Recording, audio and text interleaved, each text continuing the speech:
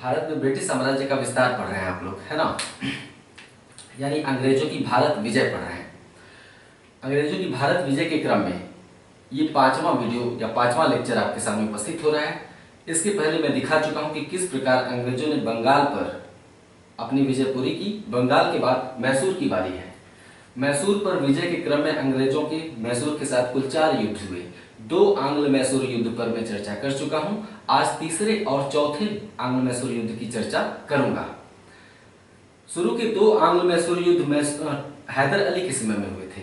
बाद के 2 आंग्ल मैसूर युद्ध टीपू के समय में होते हैं, ठीक है। तो बाद के दो आंग्ल मैसूर युद्ध यानी तृतीय और चतुर्थ आंग्ल मैसूर युद्ध के बारे में जानने से पहले थोड़ा सा टीपू के बारे में जानना जरूरी है। टीपू भारतीय इतिहास में एक महत्वपूर्ण शासक के रूप में जाना जाता है, खासकर उसकी नीतियां। इस वजह से टीपू पर सवाल बार बार सामान्य अध्ययन के प्रश्न पत्र में उठते रहे हैं। यही कारण है कि इस लेक्चर में सबसे ज्यादा ध्यान टीपू सुल्तान पर फोकस कर रहा हूं। इसके पहले वाले वीडियो में देखा था कि हैदर अली द्वितीय आंग्ल मैसूर युद्ध के समय घायल हो गया था। द्वितीय आंग्ल मैसूर युद्ध में हैदर अली को हराने के लिए वारेन हेस्टिंग्स ने जनरल आयरकूट को भेजा था। जनरल आयरकूट और हैदर अली के मध्य जो युद्ध हुआ उसे हम पोर्टो नोवा का युद्ध कहते हैं। पहले वाले वीडियो में इसे बताया जा चुका है। यह भी बताया गया कि पोर्टो नोवा का युद्ध 1781 में हुआ और उस युद्ध में हैदर अली पराजित हुआ, साथ ही घायल हो गया। घायल होने के 1 साल बाद अर्थात 1782 ईस्वी में हैदर अली की मृत्यु हो जाती है। उसी समय युद्ध का कमान टीपू सुल्तान के हाथ में आ जाता है। टीपू सुल्तान ने 1782 से लेकर 1784 ईस्वी तक युद्ध को लगातार संचालित किया, लेकिन 1744 में टीपू और अंग्रेजों के मध्य एक संधि होती है। संधि का नाम है मंगलोर संधि। मंगलोर संधि के तहत दोनों पक्ष लड़ के थक गए थे और एक दूसरे के जीते हुए क्षेत्र वापस कर देते हैं।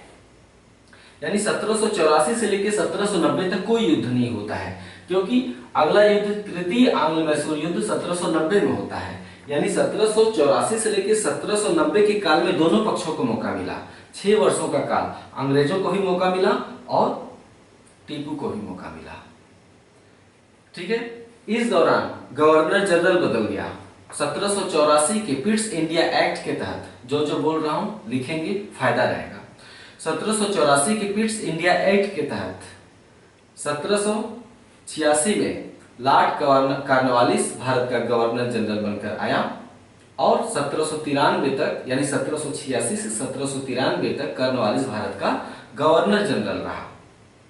इस बीच टीपू सुल्तान एक शासक के रूप में कैसे उभरा इन 6 वर्षों में, यानी 84 से लेके 1790 तक। 1784 में मंगलोर संधि हुई थी और 1790 में तृतीय आंग्ल मैसूर हुआ। इन 6 वर्षों में टीपू एक शासक के रूप में, एक व्यक्ति के रूप में किस प्रकार रहा उसका हम पहले अध्ययन कर लें, फिर हम युद्ध में बताएंगे कि कैसे टीपू पराजित हुआ और मैसूर राज्य का ब्रिटिश साम्राज्य में विलय हो गया। द्वितीय आंग्ल मैसूर युद्ध के दौरान हैदर अली की मृत्यु हो गई थी और टीपू सुल्तान मैसूर की गद्दी पर बैठा। यहाँ पे लिखा हुआ है साफ साफ। हैदर अली एक निरक्षर व्यक्ति था, पढ़ा लिखा शासक नहीं था हैदर अली। इसलिए खुद को शिक्षित करने के लिए हैदर अली ने एक ब्राह्मण शिक्षक की नियुक्ति की थी। याद रहे, हैदर अली हो या टीपू, फिर से बता दूं, विजयनगर साम्राज्य के ध्वंसावशेषों पर यानी 1565 के तालीकोटा युद्ध में विजयनगर की हार हुई। विजयनगर साम्राज्य विनष्ट कर दिया गया। उसके ध्वंसावशेषों पर कुछ स्वतंत्र राज्यों का उदय हुआ, जिनमें से एक मैसूर राज्य था। मैसूर राज्य पर पहले जिसका शासन था उसे वडियार वंश कहते हैं। वडियार वंश हिंदू वंश था, ठीक है। लेकिन वडियार वंश के बाद सत्ता हैदर अली के हाथ में आ जाती है। हैदर अली एक मुसलमान शासक था, यानी वडियार वंश मैसूर पर वडियार वंश नामक पहले हिंदुओं ने शासन किया। वडियार वंश के हिंदुओं ने शासन किया। उसके बाद मैसूर पर मुसलमानों ने शासन किया। मैसूर पर पहला मुसलमान शासक हैदर अली, उसके बाद टीपू सुल्तान, याद रहेगा। तो हैदर अली एक निरक्षर शासक था। उसने खुद को शिक्षित करने के लिए एक ब्राह्मण खांडेराव की नियुक्ति की थी, याद रहेगा। टीपू सुल्तान एक पढ़ा लिखा व्यक्ति था और योग्य व्यक्ति था। उसे अरबी, फारसी, उर्दू और इसके अलावा कन्नड़ का भी ज्ञान था। एक मुसलमान था तो स्वाभाविक सी बात है कि अरबी, फारसी और उर्दू उसे आएगी टीपू सुल्तान को। और कन्नड़ का ज्ञान क्यों था? क्योंकि मैसूर का क्षेत्र कर्नाटक में पड़ता है। कितना आसान है इसे याद करना, है ना। अरबी, फारसी, उर्दू मुस्लिम जगत की भाषाएं, और कन्नड़ कर्नाटक की भाषा। और मैसूर आज भी कहाँ है? मैसूर एक जिला है, कर्नाटक में पड़ता है ना। मैसूर, धारवाड़ आसपास पड़ते हैं।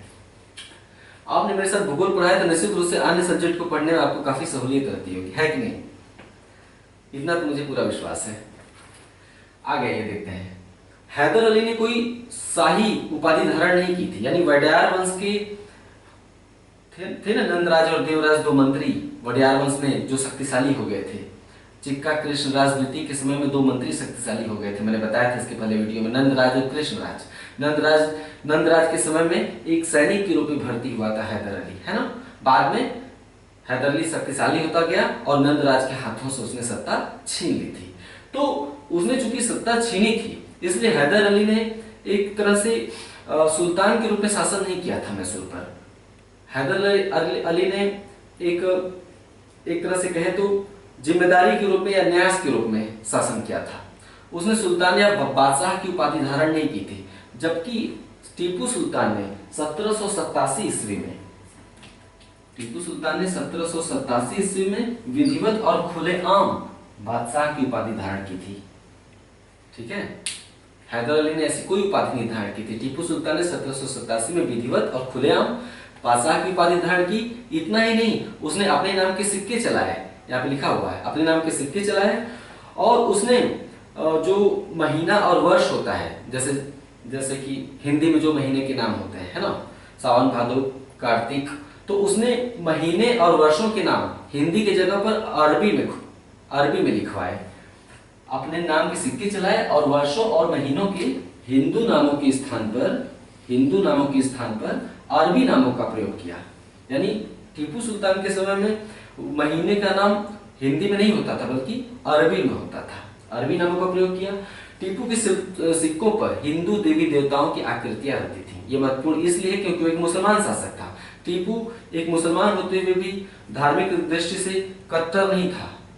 वो दूसरे धर्मों को भी सम्मान देता था और आदर करता था टीपू सुल्तान। यही कारण कि उसके सिक्कों पर एक धर्मनिरपेक्ष दृष्टि वाला शासक था। सिंपल सी बात है, उसके सिक्कों पर हिंदू देवी देवताओं की आकृतियां रहती थी। अब ये भी सवाल बन सकता है, निम्नलिखित में से किस मुस्लिम शासक के सिक्कों पर हिंदू देवी देवताओं की आकृतियां थी?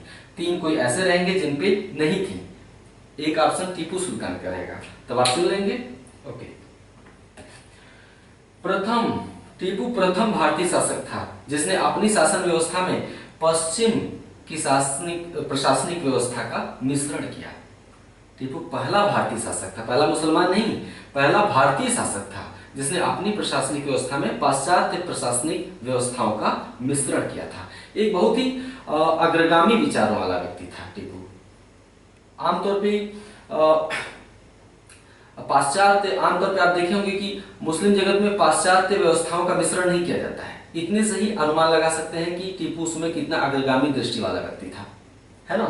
इतना ही नहीं, बहुत कुछ बातें उसके बारे में नहीं है टीपू के बारे में। टीपू की गतिविधियां एक तरह से आधुनिक भारत में जब हम राजा राम मोहन राय के बारे में पढ़ते हैं तो टीपू की गतिविधियां काफी हद तक राजा राम मोहन राय की भांति थी। टीपू अगर 17वीं या 18वीं शताब्दी का नहीं होता, 19वीं शताब्दी का होता है। जैसे राजा राम मोहन राय किस समय के थे? राजा राम मोहन राय 1815-16 से हम राजा राम मोहन राय के बारे में पढ़ते हैं और 1829 तक पढ़ते हैं, है ना। ब्रह्म समाज की स्थापना, उससे पहले 1817 में हिंदू कॉलेज की स्थापना, तो मतलब 19वीं शताब्दी। तो अगर टीपू सुल्तान जैसा व्यक्ति 19वीं शताब्दी में रहा होता तो एक अलग व्यक्तित्व रहा होता टीपू सुल्तान का। लेकिन टीपू आधुनिक भारत का नहीं था, टीपू एक मध्यकाल का व्यक्ति था, है ना। उसके बावजूद देखिए दृष्टि कितनी अग्रगामी है। अपनी प्रशासनिक व्यवस्था में पाश्चात्य प्रशासनिक व्यवस्था का मिश्रण किया। टीपू के समय का व्यक्ति था थॉमस मुनरो। थॉमस मुनरो के बारे में आपने उस समय पढ़ा था जब इकोनॉमिक्स का पहला या दूसरा वीडियो पढ़ा रहा था, और मैं बता रहा था कि अंग्रेजों के समय जो भू राजस्व व्यवस्था थी उसमें आपने रैयतवारी और जमींदारी, रैयतवारी और महालवाड़ी व्यवस्थाओं के बारे में पढ़ा था। तो मैंने बताया था कि एक व्यक्ति था जिसने 1795 ईस्वी में महालवाड़ी व्यवस्था को उत्तर भारत में सबसे पहले लागू किया था। वो व्यक्ति कौन था? Thomas Munro. ये वही थॉमस मुनरो है। तो टीपू एक नई रीति से चलने वाली अशांत आत्मा है। ये बात किसने कही? थॉमस मुनरो ने कही। महत्वपूर्ण है, टीपू के बारे में एक एक चीज महत्वपूर्ण है। तो टीपू नई रीति से चलने वाली अशांत आत्मा है। थॉमस मुनरो कहता है। क्यों अशांत है? टीपू 1789 में हुई फ्रांसीसी क्रांति से बहुत ज्यादा प्रभावित था। फ्रांसीसी यहाँ पर लिखा हुआ है 1789 में हुई फ्रांसीसी क्रांति से अत्यधिक प्रभावित था। फ्रांसीसी क्रांति के आदर्श क्या थे? स्वतंत्रता, समानता और बंधुत्व। मध्यकालीन भारत में इन बातों का कोई मतलब नहीं था, क्योंकि अंग्रेज इसीलिए भारतीय राज्यों का विलय करते जा रहे थे, क्योंकि भारतीय राज्य अभी भी मध्यकालीन थे। आधुनिक विचारों से परिचित रहे होते तब तो गांधी जैसा एक व्यक्ति खड़ा कर दिया होता, लेकिन गांधी जैसा व्यक्ति उस समय में नहीं खड़ा हो सकता था। क्यों? क्योंकि दृष्टि और विचार भारत में मध्यकालीन थे। तो टीपू जैसा मध्यकालीन व्यक्ति फ्रांसीसी क्रांति से प्रभावित था। फ्रांसीसी क्रांति से प्रभावित होने का अर्थ है फ्रांसीसी क्रांति के आदर्शों से प्रभावित होना, स्वतंत्रता, समानता और बंधुत्व से प्रेरित होना, है ना। उस समय जो माहे की फ्रांसीसी बस्ती थी, अच्छा पांडिचेरी किससे अलग हुआ? फ्रांसीसियों से अलग हुआ ना, यानी पांडिचेरी पर फ्रांसीसियों का कब्जा था। यानी जिस समय अंग्रेज भारत में विस्तार कर रहे थे, उसी समय भारत में कुछ क्षेत्र फ्रांसीसियों के अधीन थे, और पांडिचेरी किससे मुक्त हुआ? फ्रांसीसियों से। और पांडिचेरी के 4 जिलों में से एक कौन सा है? माहे। पांडिचेरी के 4 जिले वर्तमान में कौन कौन से हैं?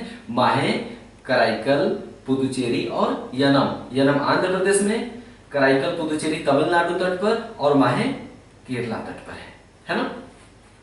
तो उस समय माहे पर फ्रांसीसियों का कब्जा था। तो माहे की फ्रांसीसी बस्ती मैसूर राज्य के अंतर्गत आती थी उस समय, है ना। उसमें मैसूर राज्य के अंतर्गत आती थी, और फ्रांसीसी सैनिकों ने टीपू सुल्तान के सामने प्रस्ताव रखा कि आप जैकोबिन क्लब की सदस्य बन जाइए। जैकोबिन क्लब क्या है? 1789 में जब फ्रांस में क्रांति हुई थी, तो क्रांतिकारियों ने एक क्रांतिकारी संगठन की स्थापना की थी, ताकि क्रांति के आदर्शों को क्रियान्वित किया जा सके, है ना। जो क्रांतिकारी संगठन की स्थापना की गई थी फ्रांस में क्रांति के बाद, उसका नाम था जैकोबिन क्लब। ये क्रांतिकारी विचारों पर आधारित संस्था थी, है ना। तो सैनिकों के कहने पर टीपू ने श्रीरंगपट्टनम में जैकोबिन क्लब की स्थापना की और स्वयं उसका सदस्य बना। अब एक दूसरी विदेशी शक्ति, अंग्रेज तो विदेशी शक्ति है ही भारत में, एक दूसरी विदेशी शक्ति के विचारों से टीपू प्रेरित हो रहा है, तो अंग्रेजों को खटकेगा कि नहीं खटकेगा? वैसे भी फ्रांस सबसे बड़ा शत्रु किसका था? फ्रांस में जब क्रांति हुई तो बाद में फ्रांस किसका सबसे बड़ा शत्रु बन गया? ब्रिटेन का। तो श्रीरंगपट्टनम जैकोबिन क्लब की स्थापना की और सदस्यता ग्रहण की। स्वाभाविक सी बात है कि ये सब बातें अंग्रेजों को रास नहीं आती रही होंगी। भारत में भी फ्रांस और अंग्रेजों में उनके हित आपस में टकराते थे, है ना। इससे पहले आपने पढ़ा कि अंग्रेजों ने कई युद्धों में करके फ्रांसीसियों को बिल्कुल दबा दिया था। कर्नाटक के 3 युद्ध आप पढ़ते होंगे, उसमें आपने पढ़ा होगा कि कैसे कर्नाटक प्रतिस्पर्धा का केंद्र बन गया था। एक तरफ अंग्रेज थे, एक तरफ फ्रांसीसी थे। तो अंग्रेजों ने धीरे धीरे फ्रांसीसियों को एकदम दबा दिया था। फ्रांसीसी कुछ ही क्षेत्रों में सीमित रह गए थे। ऐसे सीमित क्षेत्रों में रह रहे फ्रांसीसियों से अगर मैत्री संबंध स्थापित करेगा टीपू, तो अंग्रेजों को ये भाता नहीं। टीपू ने अपनी राजधानी श्रीरंगपट्टनम में फ्रांस और मैसूर के बीच मित्रता के प्रतीक स्वतंत्रता का वृक्ष लगाया था, है ना। श्रीरंगपट्टनम में फ्रांस और मैसूर की मैत्री के प्रतीक एक स्वतंत्रता का वृक्ष प्रतीक के रूप में लगाया था। वृक्ष, ऐसा वृक्ष भी अंग्रेजों को पसंद नहीं आता। अंग्रेजों को ऐसा कोई काम नहीं पसंद आता जो कि विदेशियों की मदद से हो रहा हो भारत में। वह स्वयं को धीरे धीरे नागरिक टीपू कहने लगा। नागरिक टीपू की अवधारणा भी फ्रांस से ही आई थी। नागरिक टीपू ने अंग्रेजों के खिलाफ विदेशी राज्यों से मदद मांगने का भी प्रयास किया था। केवल फ्रांस से ही नहीं, अन्य राज्यों से भी प्रयास किया था। अंग्रेजों के खिलाफ विदेशी राज्यों से सहायता प्राप्त करने का प्रयास किया। इस क्रम में उसने फ्रांस में, अरब में, कुस्तुनतुनिया में, काबुल में, मॉरिशस में अपने दूतमंडल भी भेजे थे। सोचिए, मध्यकालीन व्यक्ति इतना कुछ कर रहा है ना। टीपू धर्मनिरपेक्ष दृष्टि वाला शासक था, एक धार्मिक कट्टरता से रहित, है ना। आपने पहले भी देखा कि उसने अपने सिक्कों पर हिंदू देवी देवताओं की आकृतियां अंकित की थी। इसके अलावा टीपू ने अनेक हिंदुओं को भी प्रशासन में ऊंचे पदों पर स्थान दिया था। अनेक हिंदुओं को प्रशासन ने ऊंचे पदों पर स्थान दिया था। और इतना ही नहीं, एक मुसलमान शासक होते हुए भी उसने अपने राज्य क्षेत्र में कभी हिंदू मंदिरों की पूजा विधान में कभी हस्तक्षेप नहीं किया, है ना। हिंदू मंदिरों की पूजा में कभी भी हस्तक्षेप करने का प्रयास नहीं किया। टीपू को जमींदारी व्यवस्था पसंद नहीं थी। भू राजस्व वसूली के लिए जमींदारी व्यवस्था अपनाई जाती थी, मतलब बिचौलिए, बीच वाले लोग जो कि किसानों से भू राजस्व की वसूली करे। टीपू को यह पद्धति पसंद नहीं थी बिचौलिए वाली। टीपू ने इसलिए रैयतों से अर्थात किसानों से प्रत्यक्ष संपर्क साधा ताकि भू राजस्व की सीधे वसूली हो सके, है ना। तो जमींदारी व्यवस्था को समाप्त करके उसने सीधे रैयतों से संपर्क स्थापित किया और पोलीगारों के पैतृक अधिकारों को जब्त कर लिया। दक्षिण भारत के जमींदारों को क्या कहा जाता था? पोलीगार, याद रहेगा, ठीक है। पोलीगारों के पैतृक अधिकार, उनके पैतृक अधिकार क्या होंगे? वही भू राजस्व वसूली वाले, मतलब बिचौलिए के काम करना। तो उनके पैतृक अधिकारों को उसने जब्त कर लिया, ठीक है। साम्राज्यवादी लेखकों ने इन्हीं सब कार्यों को देखते हुए टीपू को सीधा साधा दैत्य कहा है, मतलब डरते थे, है ना, सीधा साधा दैत्य। साम्राज्यवादी लेखक मतलब अंग्रेजी लेखक। अब बात आती है तृतीय और चतुर्थ आंग्ल मैसूर युद्ध की। तृतीय आंग्ल मैसूर युद्ध 90 में प्रारंभ होता है और 92 में समाप्त होता है। युद्ध का बहाना क्या था? अंग्रेजों को कोई न कोई बहाना चाहिए होता था। अंग्रेज साम्राज्यवादी थे, एक बार बंगाल को जीतने का स्वाद उन्हें मिल चुका था, तो बारी बारी सभी भारतीय राज्यों को मिलाया जाना था। जो भी हो रहा था वो सिर्फ एक ड्रामा था। किसी न किसी बहाने अगर कोई गवर्नर जनरल कहे कि टीपू तुमने ये गलती की, तो टीपू नहीं भी गलती किया होगा तो टीपू की गलती ढूंढ ली जाएगी। आप समझ रहे हैं ना कि बहाना नहीं होता था तो अंग्रेज बहाना पैदा कर देते थे, यानी सब कुछ पूर्व निश्चित था। बारी बारी सभी राज्यों का ब्रिटिश साम्राज्य में विलय होना था।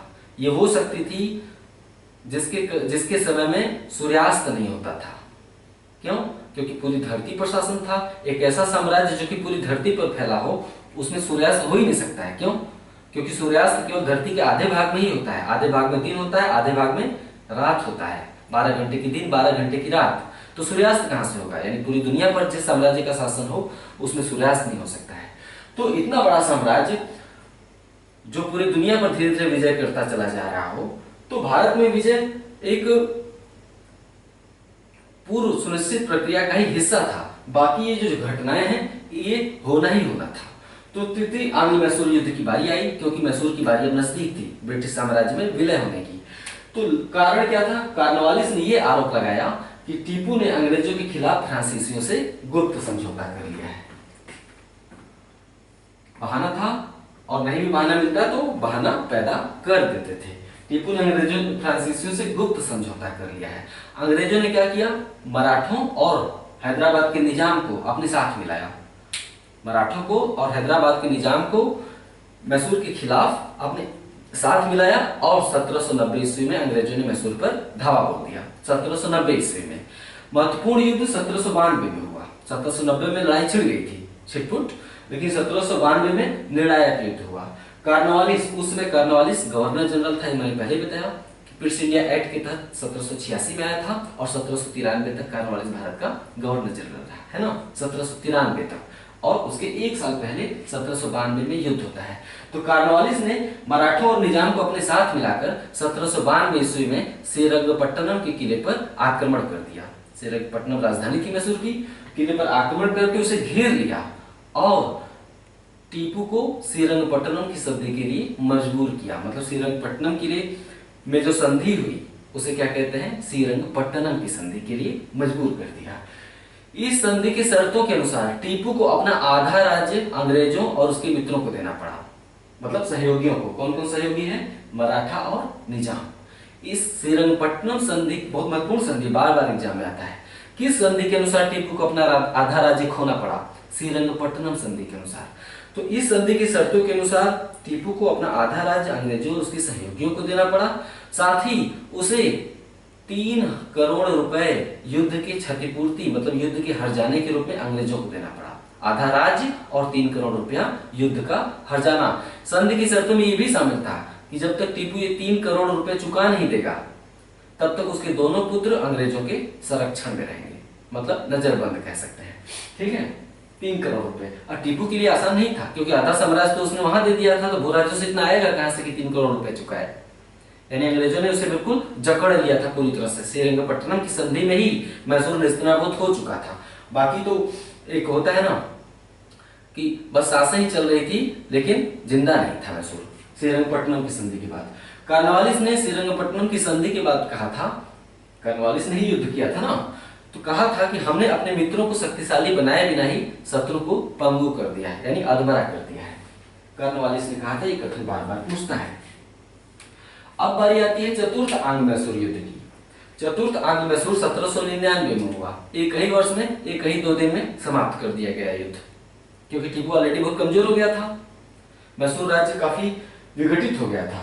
अब चतुर्थ आंग्ल मैसूर में कोई भी एक साम्राज्यवादी शासक आता अगला और धावा बोल के उसे वहीं खत्म कर देता। मुझे तो ये भी नहीं समझ में आता है कि कॉर्नवालिस ने यहाँ पे छोड़ा क्यों टीपू को। अब जो भी हो सकता है कॉर्नवालिस राज्यों के विलय के पक्ष में न रहा हो, क्योंकि कॉर्नवालिस के समय में युद्ध नहीं हुए। कॉर्नवालिस के समय में केवल एक ही युद्ध हुआ और वो था श्रीरंगपट्टनम का युद्ध। कॉर्नवालिस ने और किसी भी राज्य में हस्तक्षेप करने का प्रयास नहीं किया। एक तरह से कॉर्नवालिस हस्तक्षेप की नीति पर चल रहा था। वो भारतीय राज्यों में बहुत ज्यादा हस्तक्षेप और विलय के पक्ष में कॉर्नवालिस नहीं था, लेकिन फिर भी उसने अपनी राय श्रीरंगपट्टनम तक आते आते बदल दी थी। अब बारी आती है चतुर्थ आंग्ल मैसूर युद्ध 1799 में हुआ। एक ही वर्ष युद्ध चला था। 1798 में जो जो बोलता हूं लिखेंगे, ठीक रहेगा, इग्नोर नहीं करिएगा आप। 1798 में लॉर्ड वेलेजली भारत का गवर्नर जनरल बनकर आया और 1805 ईस्वी तक उसने भारत पर शासन किया।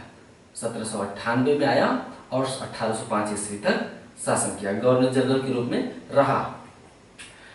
लॉर्ड वेलेजली एक घोर साम्राज्यवादी था और हस्तक्षेप की तो बात ही नहीं। वो चाहता था भी चाहे युद्ध या किसी दूसरे माध्यम से, युद्ध या संधि, दोनों माध्यमों से जितने भी भारतीय साम्राज्य हैं अधिक से अधिक, जब तक मैं भारत में हूं, उसकी इच्छा थी कि जब तक मैं भारत में हूं अधिक से अधिक भारतीय राज्यों का विलय कर लिया जाए, क्योंकि लॉर्ड वेलेजली एक घोर साम्राज्यवादी था। इसके लिए उसने एक व्यूह रचना की, उसका नाम है सहायक संधि। उसने कहा कि कितने राज्यों पर मैं आक्रमण करूंगा, बिना मतलब का झंझट पड़ता है। उसने दिमाग लगाया। दिमाग क्या लगाया? एक व्यूह रचना की, उसका नाम था सहायक संधि। सहायक संधि का प्रस्ताव भारतीय राज्यों के सामने रखता था। पहले किसी कमजोर भारतीय राज्य को चुनता था, ठीक है, और उनके सामने सहायक संधि का प्रस्ताव रखता था। सहायक का मतलब ये सहायता करना है ना। कैसा सहायक संधि? भारतीय राज्य अर्थात देसी राज्य कह सकते हैं। भारत के जो राज्य थे उन्हें देसी राज्य कह सकते हैं। लॉर्ड वेलेजली सहायक संधि के माध्यम से जो प्रस्ताव रखता था उसमें कहा जाता था कि आपके राज्य की सुरक्षा की जिम्मेदारी आज से मेरी होगी। मानना न मानना देसी राज्य के ऊपर निर्भर था, वो बाद में बताएंगे। वो कहता था सहायक संधि के अंतर्गत कि आपके राज्य की सुरक्षा की जिम्मेदारी मेरे पास होगी, आपको अपनी सुरक्षा की चिंता नहीं करनी है। इसको कहते हैं धौंस दिखाना, मतलब हड़काना। भारतीय राज्यों को सबसे ज्यादा खतरा किससे था? अंग्रेजों से। और एक अंग्रेज कह रहा है कि आपको अपनी सुरक्षा की चिंता से नहीं करनी है, आपकी सुरक्षा की जिम्मेदारी मेरी। मतलब जो सबसे बड़ा गुंडा है वही आकर कहे कि तुम्हारी सुरक्षा से मैं कहूंगा। कमजोर व्यक्ति तुरंत डर जाएगा, भाई बात तुम मेरी सुरक्षा कर लो प्लीज, तुम्हें जो मांगना है मांग लो, मैं तुम्हें देने को तैयार हूं। इसको कहते हैं दादागिरी। तो सहायक संधि एक बहुत बड़ी दादागिरी का परिणाम था।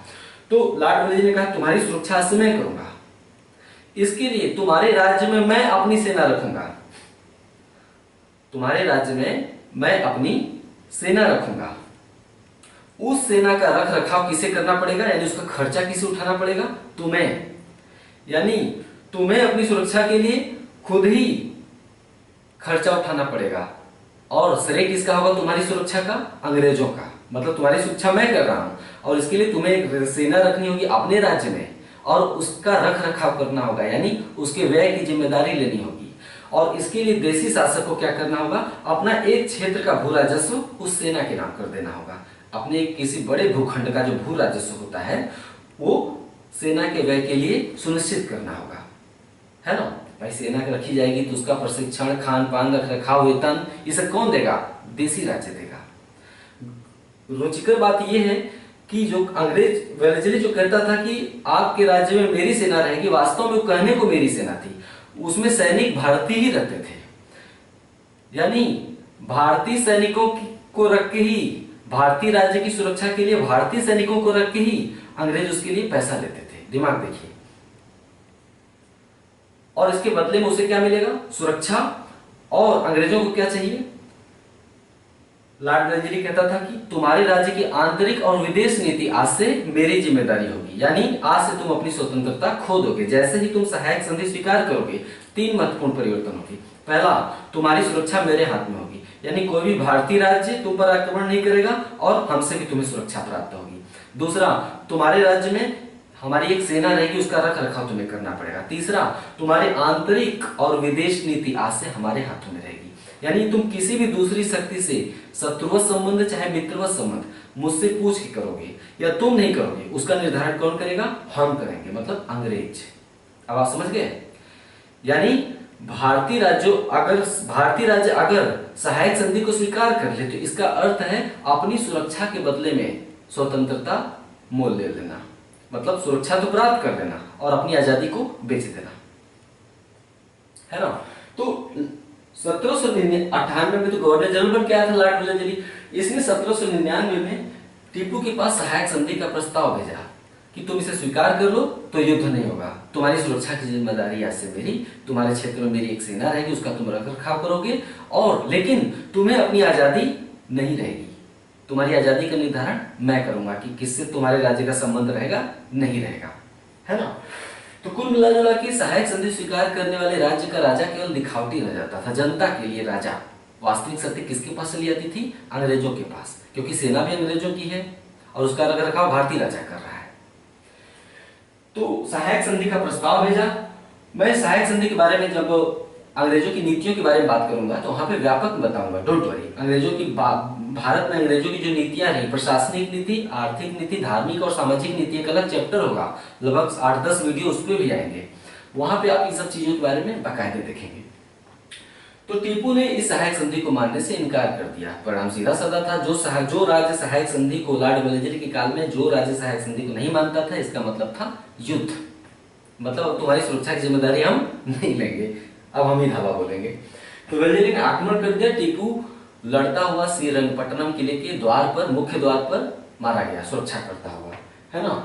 टीपू के परिवार को वेल्लोर में कैद कर लिया गया। वेल्लोर कर्नाटक में है। अंग्रेजों ने मैसूर के अधिकतर भाग को ब्रिटिश साम्राज्य में मिला लिया। मैसूर के अधिकतर भाग को, मतलब समूचे भाग को नहीं, अधिकतर भाग को मिला लिया, यानी, और मैसूर राज्य का जो शेष बचा हुआ भाग था, शेष बचा हुआ जो भाग था मैसूर का, उस पर वडियार वंश, यानी हैदर अली से पहले का वंश जो मैसूर पर शासन करता था, और शेष भाग पर वडियार वंश के एक 2 वर्षीय बालक, 2 वर्ष का बालक जिसके पास बुद्धि नहीं है, दुर्मुहा, 2 वर्षीय बालक को राजा बनाकर उसे अपने संरक्षण में ले लिया। वडियार वंश के शेष भाग पर मैसूर राज्य के शेष भाग पर वडियार वंश के एक 2 वर्षीय बालक को, 2 वर्षीय उत्तराधिकारी को उसका राजा बनाकर अपने संरक्षण में ले लिया। संरक्षण मतलब अपनी सुरक्षा में ले लिया। सुरक्षा मतलब उस पर सहायक संधि थोप दी गई। क्या से? मैसूर राज्य की सुरक्षा की जिम्मेदारी मेरी। ज्यादातर मैसूर राज्य तो हड़प लिया, कहां चला गया? ब्रिटिश भारत का हिस्सा हो गया। और जो नाम मात्र का मैसूर राज्य बचा वो केवल एक छोटा सा भूभाग था, उस पर 2 वर्षीय दुर्मुहा बालक शासन कर रहा था और उसकी सुरक्षा की जिम्मेदारी किसकी थी? अंग्रेजों की थी। यही थी सहायक संधि। सहायक संधि स्वीकार करने वाला राज्य पूरी तरह जकड़ जाता था। वो न किसी को सहायता दे सकता था, न सहायता ले सकता था। उसके राज्य की हर नीति अंग्रेजों के अधीन हो जाती थी। यानी राज्य तो वास्तव में सहायक संधि स्वीकार करने वाले का राज्य चला जाता था अंग्रेजों के पास, सिर्फ राजा ही रह जाता था दिखावटी। ये थी सहायक संधि। आगे बात होगी। तो बंगाल खत्म, मैसूर खत्म। अब इसके बाद कौन खत्म होगा? मराठे। मैसूर के विलय के बाद भारत में ब्रिटिश साम्राज्य के विस्तार के क्रम में मराठा राज्य में ब्रिटिश साम्राज्य का विस्तार होगा। इसके बाद जस्ट अगला वीडियो मराठों के बारे में। नमस्कार।